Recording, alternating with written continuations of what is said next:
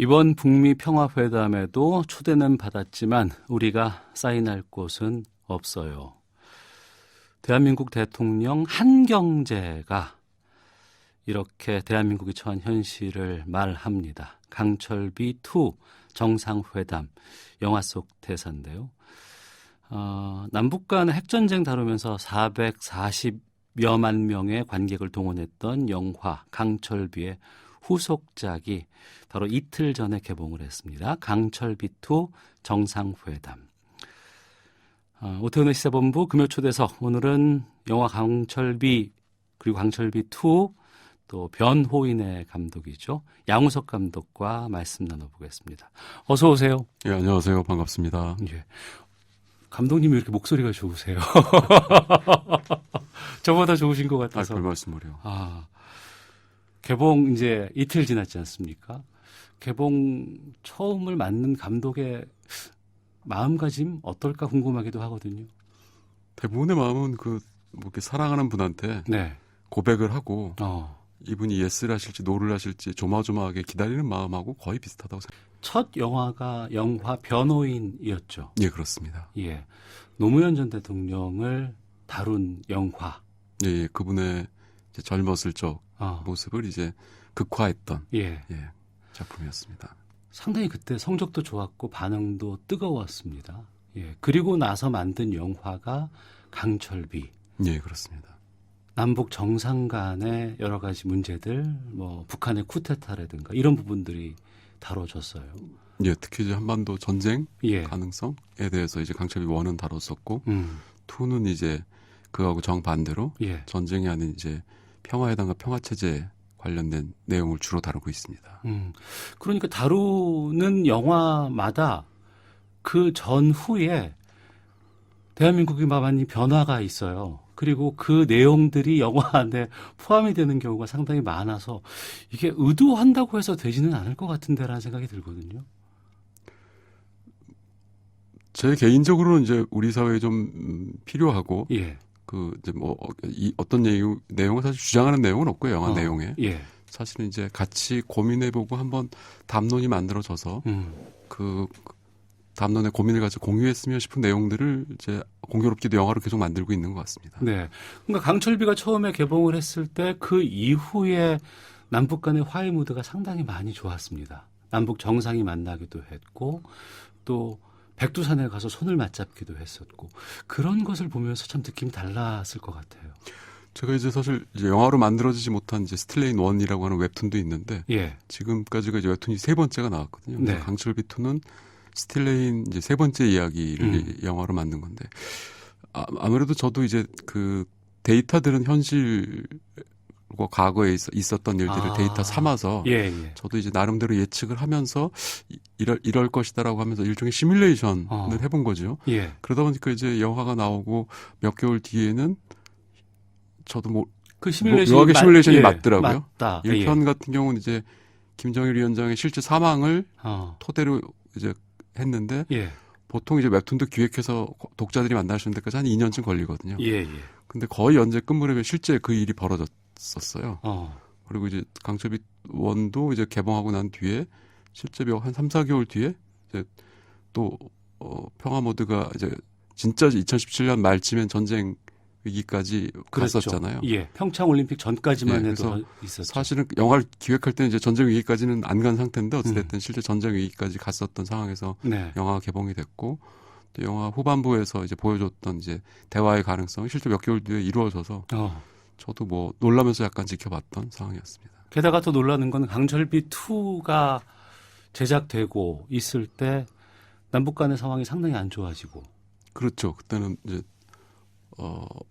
화해 모드가 이제 올 것이다 말 것이다 이제 설왕설래만 있던 과정 중에 평화 체제까지는 저희가 못 갔고 지금도 평화회담은 완전히 막힌 건 아니나 좀 교착 상태, 답보 상태에 있는 상황이고 영화는 어찌됐든 이것이 이루어져서 평화회담이 성공적으로 끝나서 평화 체제가 구축되면서 이제 막을 내리는 영화이긴 합니다만 만약에 이제 여태까지 스틸레인 시리즈의 징크스를 놓고 보자면 몇 개월 뒤에 실제로 이제 좋은 일이 벌어질 수도 있지 않겠나 소망해 봅니다. 그렇군요. 몇 개월 뒤에 좋은 일이 있을 수 있겠군요. 강철비에서 남북한 간의 고위 인사가 만나는 장소 그리고 북한에서 쿠데타가 일어나는 장소도 개성공단이라든가 남북연락사무소가 나와요. 강철비 원에서는 개성공단이 메인 공간이었죠. 그래서 실제로 개성공단이 쑥대밭이 되면서 영화가 스타트합니다. 근데 이번에 4월에 여러 가지 분위기가 좀 안 좋더니 개성공단 남북연락사무소가 지금 그렇게 폭격이란다. 폭파가 되고 말았습니다. 많이 놀라셨을 것 같아요. 근데 사실은 이제 남북 문제를 이제 생각을 하고 이제 여러 가지 시뮬레이션과 데이터를 모으면서 이제 보고 있으면 사실은 우리의 분단이 70년 분단이 크게 두 가지 이제 양상이 달랐던 두 가지 국면인 것 같습니다. 첫 번째가 뭐 분단이 어쨌든 냉전으로 분단이 됐고 전쟁까지 났었고 또 냉전 체제 하에서 이제 첨예하게 대립을 했고 이제 해오다가 사실 1991년에 이제 냉전 체제가 무너지면서 독일은 그때 이제 성공적으로 이제 그 냉전 체제에서 나와서 평화 체제를 구축하고 이제 베를린 장벽이 무너지고 2년쯤 뒤에 실질적인 이제 통일까지 이루게 됐는데 한반도는 아쉽게도 그렇게 되진 못했고 그게 이제 30년 동안 이제 쌓이면서 여기까지 왔던 그렇게 돼 있었고 그다음에 이제 더 심각했던 건 이제 강철비 2에서 직접적으로 많이 다루고 있는 건 이제 미중 갈등이 본격화가 됐다는 거죠. 이건 이제 과거 미소 대결보다도 좀 더 심각한 양상이고. 지금 현재가 그렇잖아요. 그리고 이 글을 쓸 때만 해도 이렇게까지 심각하지는 않았었거든요. 3년 전 정도니까. 그다음에 실제로 뭐 미국은 1980년대 일본의 경제적 도전도 굉장히 심각하게 받았어서 영화에도 그 대사가 나옵니다만 도쿄의 반만 팔아도 정말 미국 땅 전체를 살 수 있을 만큼 한때 이제 일본의 경제적 위력은 대단했었죠. 그랬죠. 결국은 이제 그때는 소련 그리고 이제 일본 모두 다 이제 미국이 극복하고 이제 그 팍스 아메리카나를 실제로 이루기도 했었죠.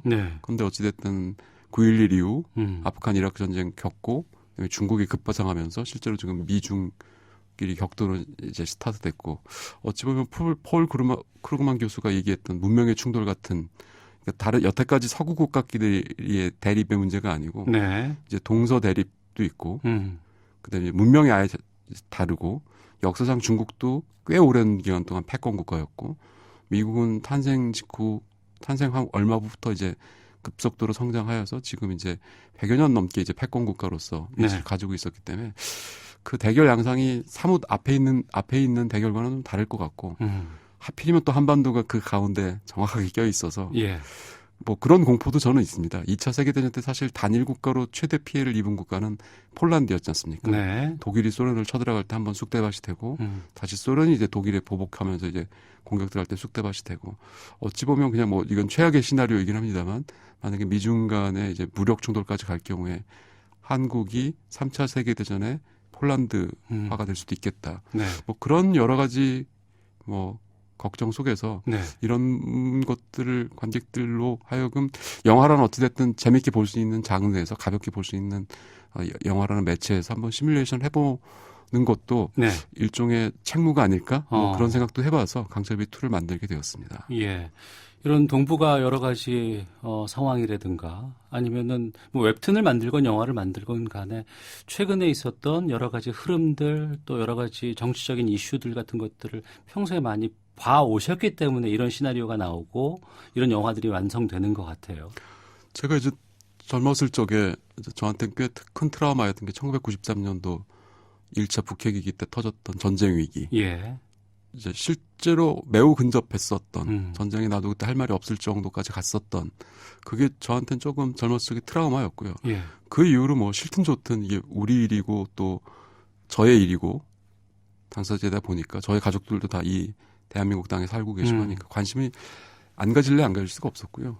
그걸 이제 뭐 웹툰 작가일 때는 웹툰으로 또 이제 영화 연출을 하게 됐을 때는 이제 웹툰뿐만이 아니고 영화로도 같이 한번 고민해보고 또 공유해보고 그리고 또 영화라는 게 상상을 통해서 미리 한번 예방주사 맞듯이 또 즐겁게 영화를 보시면 어쨌든 영화를 고통스럽게 만들진 않거든요. 관객분들이 충분히 와서 보시고 재미도 느끼시고 생각할 거리도 같이 있었으면 좋겠다. 그렇게 해서 일종의 뭐 나름대로는 뭐 백신 만들듯이 예비약 만들듯이 영화를 한번 같이 좀 공유해보고 싶어서 여기까지 오게 된 것 같습니다. 저는 아직 강철비 2 정상회담을 보지는 못했어요. 강철비에 보면 참 와닿는 대사가 분단의 국민들은 분단 때문에 위기가 오는 것이 아니고 분단을 정치적으로 이용하는 사람들 때문에 힘들다라는 대사가 나오잖아요. 그렇죠. 헤들리 불이라고 이제 옥스퍼드 대학교 교수시기도 했고 하버드 네. 개공 교수시기도 했고 시드니 대학교에서도 이제 개공 교수를 하셨던 분인데 분단 그 자체보다 분단을 정치적으로 이용하는 예. 이 자들이 더 고통받는다. 뭐 어찌 보면 사실 그 당시 분단 국가가 몇 개 없었기 때문에 예. 헤들리 불 교수는 이제 한국과 독일의 상황 뭐 그런 걸 보면서 그런 깨달음을 얻지 않으셨나 싶습니다. 예. 김정은 사망설이 올 초에 있었습니다. 그때 여러 가지 뭐 추측들 난무하기도 했었고 언론이 뭐 그런 것들을 함부로 다룬 적도 있었고요. 그런 상황을 보면 어떤 느낌 드셨어요? 이제 공교롭게 이제 저한테 이제 이런 일이 생기면 대북 문제 관련돼서 이제 질문하신 분들이 생기세요. 네. 제가 그때 대답했던 건 뭐냐면 예. 건강이 안 좋았을 수는 있으나 그렇진 않을 것이다라고 예측을 했어요. 왜냐하면 그 며칠 전에 담화가 하나 발표됐거든요. 예, 예. 그 정도 담화면 이제 내부에서 심각한 문제가 발생하면 그 정도 수준의 담화가 못 나온다. 예, 그러니까 이거는 결국은 누군가가 최종 결제를 해야만 나가지 이거는 제가 볼 때는 뭐 2인자, 3인자 예. 손에서 나올 수 있는 발표가 아니다. 그래서 최소한 이로하고 교감이 있었으니까 이런 담화가 나왔다. 걱정하지 마라. 죽거나 그러지는 않았을 것이다. 건강이 안 좋을 수는 있다. 그렇게 말했던 기억이 납니다. 알겠습니다. 전문가시네요. 제가 전문가와 함께 또 북한 문제를 지금 말씀을 나눈 것 같은 착각이 들기도 하는데 영화에 좀 집중해 보겠습니다. 강철비2 정상회담에서는 1편과는 완전히 위치가 달라져 버립니다.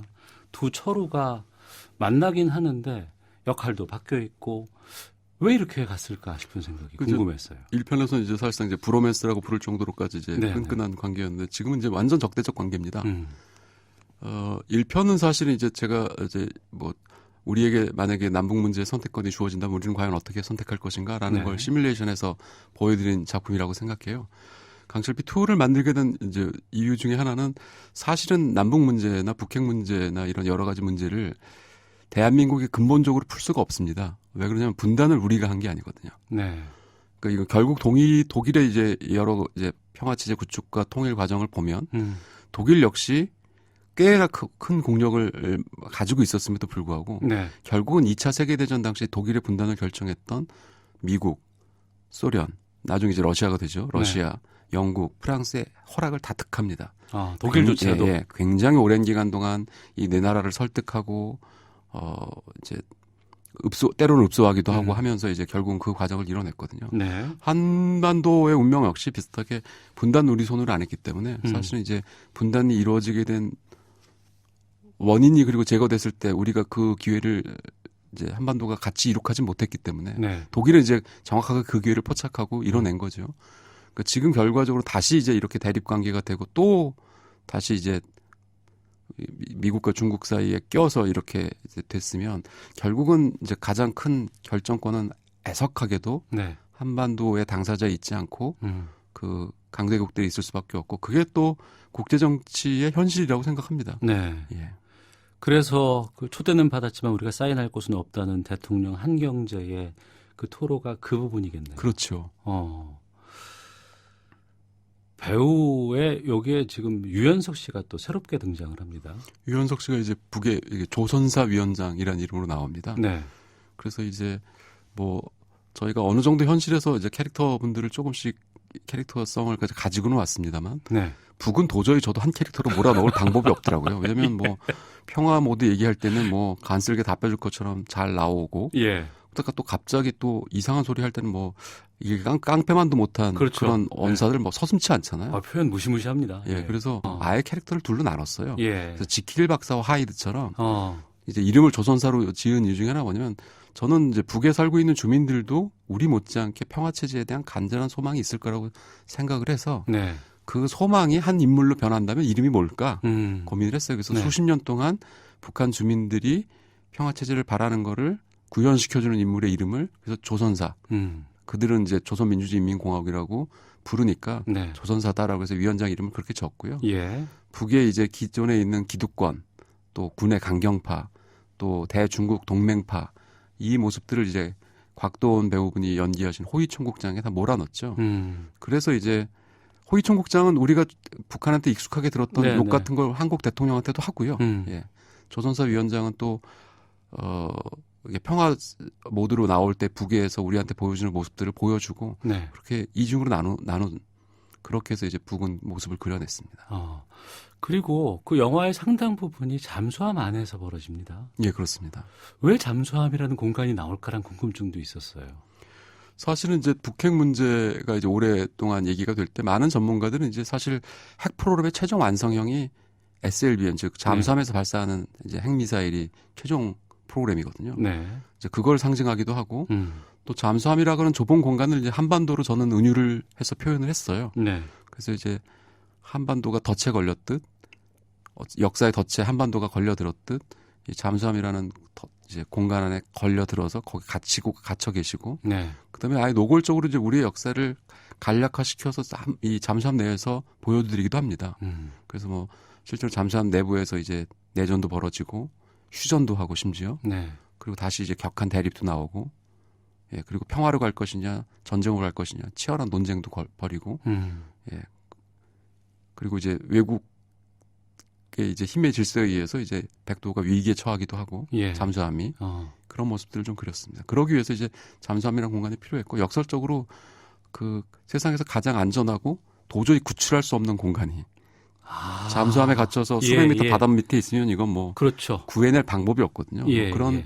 아이러니한 것들을 다 찾아내기엔 잠수함이라는 공간이 가장 이상적이다라고 생각을 해서 그러니까 완전히 차단된 공간 안에 남북미 정상이 다 모여 있는 거네요. 그렇죠. 어디 있는 줄도 모르고 안다 해도 구출해낼 수 없는 공간에 갇힌다면 싫든 좋든 정상회담을 실컷 할 수밖에 없지 않을까. 실제로 지금 뭐 지난 몇 년 동안 정상회담을 했지만 실제 정상회담이 벌어진 시간은 몇 시간 안 되지 않습니까? 그렇죠. 근데 뭐 어찌됐든 싫든 좋든 여기 갇히면 갇혀있는 내내 무슨 말을 하든 그건 정상회담이 되니까. 네. 예. 현 정부 들어서 이 남북미 간에 또 한반도의 여러 가지 장소 이슈가 있었습니다. 하노이가 있었고 싱가포르도 있었고 판문점에서는 세 정상이 만나기도 했었고 평양도 갔다가 백두산에도 갔다가 많은 공간들이 있어요. 그 공간들을 예사롭게 보진 않으셨을 것 같은데 양우석 감독께서는 가장 이 장소만큼은 이 위치와 이 공간만큼은 참 의미 있게 다가왔다라고 하는 걸 꼽으신다면 사실 시나리오는 이제 정상회담이 있기 전에 썼는데 네. 뭐 나중에 이제 잠수함의 이름을 백도라고 줬어요. 네, 예. 그러니까 아무래도 우리 민족에게 이제 백두산이라고 부르는 그리고 이제 동해물과 뭐 백두산 뭐 애국가에도 나오다시피 네. 그래서 이제 그 공간이 가장 인상적이기도 했고 아마 많은 분들이 그 공간을 가장 인상적으로 보시지 않았을까 싶습니다. 웹툰 작가셨잖아요. 예. 그리고 나서 이제 영화 감독으로 데뷔를 하셨고 변호인이라는 영화를 만들었는데 웹툰은 영화 감독을 위해서 준비했던 건가요? 아니면 웹툰을 하다 보니 이걸 그냥 단순히 이 차원을 넘어서서 구현을 해봐야겠다라고 생각하신 건가요? 오히려 거꾸로였습니다. 저도 젊었을 때는 사실 영화 감독을 꿈꾸긴 했었고 실제로 뭐 영화 프로듀서나 뭐 투자 심사나 뭐 각종 영화 관련된 기술 쪽 이제 업무를 종사하면서 일을 해오긴 했었으나 네. 이제 나이가 점점 들어가면서 이제 영화 연출을 사실상 포기했고 오히려 그래서 저는 제가 글을 쓸 줄은 상상도 못했다가 네. 영화 연출을 포기하고 이제 저도 컴퓨터 그래픽 회사에 한 20여 년간 있었거든요. 아, 예. 예.